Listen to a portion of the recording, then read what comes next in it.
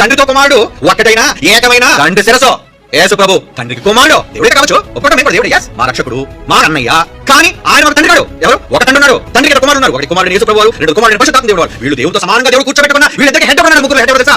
క్రీస్తు ఎవరు వారట? దేవుడు క్రీస్తు దేవుడు వారు. మనమంతా తండ్రి కుమారుడు పరిశుద్ధాత్మ వాళ్ళం అవ్వాలి, కానీ మనమంతా క్రీస్తు అయితే క్రీస్తు దేవుడు ఏంటి అంటే క్రీస్తుకు పైన ఉన్నాడు సుప్రీం, క్రీస్తుకు పైన దేవుడు ఉన్నాడు.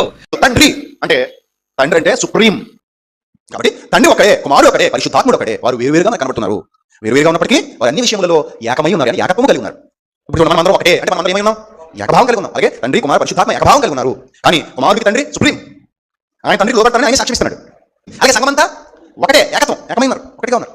కానీ తండ్రి సుప్రీం, కుమారుడు పరిశుద్ధాత్ముడు. కానీ తండ్రి సుప్రీం, కుమారుడు పరిశుద్ధాత్ముడు. చెప్పాలంటే తండ్రి కంటే కుమారుడే సుప్రీం. ఎందుకంటే సాతానికి సూటు బూటు వేస్తే ఎలా ఉంటాడో తెలుసండి. ఇక చూడండి, వీడికిలా ఉంటాడు.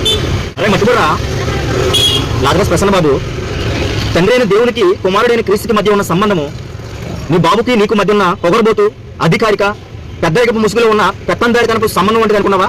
కానే కాదు.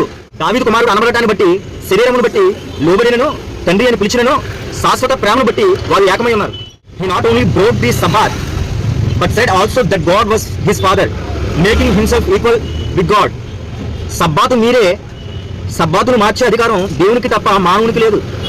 దాన్ని బ్రోక్ చేసే అధికారం తండ్రికి ఉండాలి, లేదా తండ్రితో సమానుడైన వానికి మాత్రమే ఉండాలి. తండ్రితో సమానుడు కనుకనే క్రీస్తు యేసు సబ్బాతు రోజుకు ఉన్న షరతులను మీరాడు. కనుక క్రీస్తు యేసు ఎవరనేది ఒకసారి ఆలోచించు. డివైవై వారందరికీ కూడా, క్రీస్తు సంఘపు వారందరికీ కూడా నేను తెలియజేసేది ఏంటంటే కనుక యేసుక్రీస్తు వారు తండ్రితో సమానుడు. ఆ సమానత్వాన్ని తండ్రి ఇవ్వడం కాదు, ఇద్దరు సమానంగా ఉన్నారు. అన్ని విషయాల్లో కూడా ఇద్దరు సమానంగా ఉన్నారు. నిత్యత్వంలో కానీ, అధికారంలో కానీ, ప్రతి విషయంలో సమానంగా ఉన్నారు.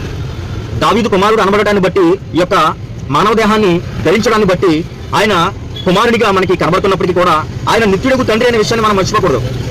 త్రిత్వంలో ఒక వ్యక్తిత్వం అని మర్చిపోకూడదని ప్రభు పేరట మీకు తెలియజేస్తూ ఉన్నాను. కనుక ఈ విషయాలను మీరు జాగ్రత్తగా గమనించి ఇటువంటి కలబులి మాటలను ఆపి క్రీస్తు యొక్క ఔన్నత్యాన్ని గుర్తించాలని ప్రభు పేరట మీకు తెలియజేస్తా ఉన్నాను. చెప్పాలంటే తండ్రి కంటే కుమారుడే సుప్రీం. ఎందుకంటే కనుక ఆయన నామం అంతటి కంటే ఆయన వాక్యమును గొప్ప చేసి ఉన్నాడని చెప్తా ఉన్నది వాక్యం. అన్ని నామముల కంటే పైనామము ఆయనకు అనుగ్రహింపబడి ఉన్నది అని వాక్యం చెబుతా ఉన్నది. అంతేకాదు లోక సువార్త 1వ అధ్యాయము 41 వచనం నుంచి 49 వచనం వరకు మనం చూస్తే కనుక పరిశుద్ధాత్మతో నిండుకున్నదే నా ప్రభు తల్లి నా యొద్దకు వచ్చుటకు నాకేలా ప్రార్థన